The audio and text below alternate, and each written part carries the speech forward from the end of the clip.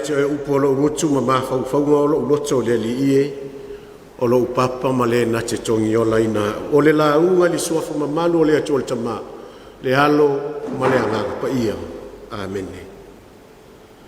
Wa maua le matua o le launga ele tusi sa faitawina a mosa ilo na matau po lima au a whidiwhidia le whai upo e se fulu au te toe faitawina.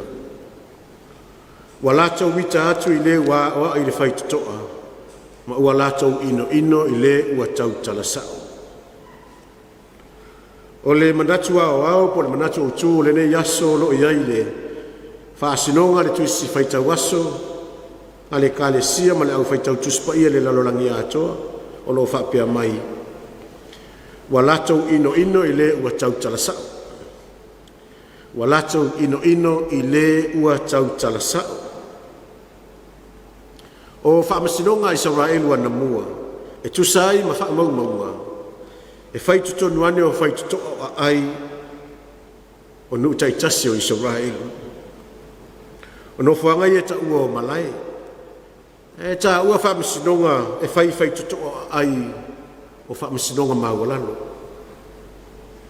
e iei lava whaamasino mai ai nei wa whidiwhidia e awai ei fo i maulu o a inga ma toi a ino le ai sao whawhai ai e whai ma mōri mau ma whesoa soani le whaingo whai unga mi o tonu.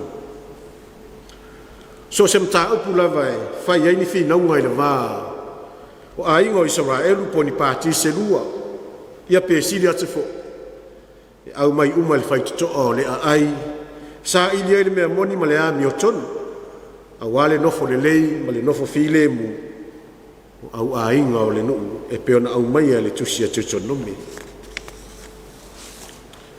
O le vaitaimi o perfeta ma le lalolangi o Amosa wa atangi ai le tau mama ina o whaamasinonga i tutono o whaitutoa o ai o Israelu.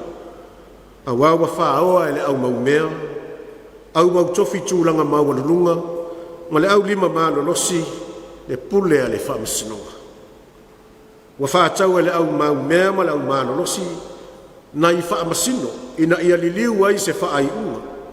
Ai mai se lava pe a whai o se mata upe manino le manu malo ai o le tangata mativa le lima vai ma le tangata ese. Ai ua manu malo ai le tangata malosi ma le tangata mawalunga lo na tofi o na o le tupe. Wa tangia le solio le tula fono o i le teutonome. Ua whaapi o le whaamasinonga ma ua le tutusa tangata uma. I whaai unga whai e atangia ai le sao ma le ami o tonu.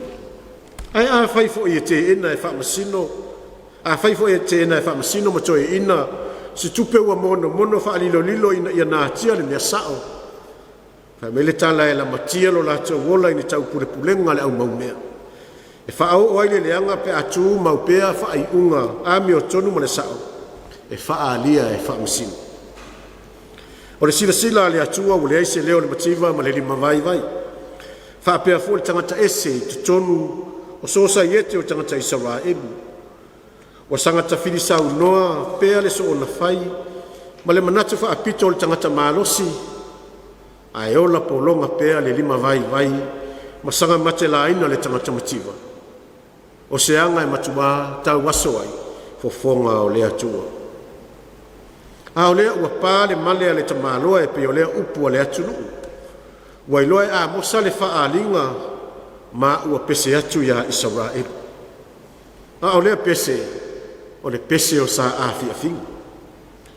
O sa awhia finga o pese au alofa ai mo e ua maliliu. O e ua whaato wha mai, ma fuli mai o lato tua le lalolangi. Wo e se atu ma mafutanga pele. O lona winga la o le pese a Amosa e le o se pese fia.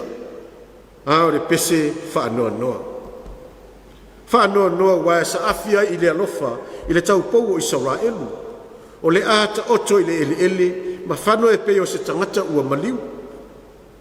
O le nuu sa fia iai le atua.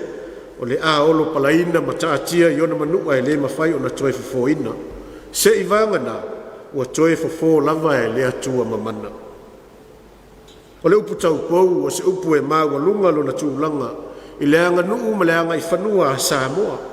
E whaalupe ai alo tamai tai o Samoa o e ele i tau lea ngaina ma ele leo la tau suafa mai ngoa. Ini tane po ni avanganga whaafaitaanga se i tulong. E whaapele le leia Samoa o la tau tau pou.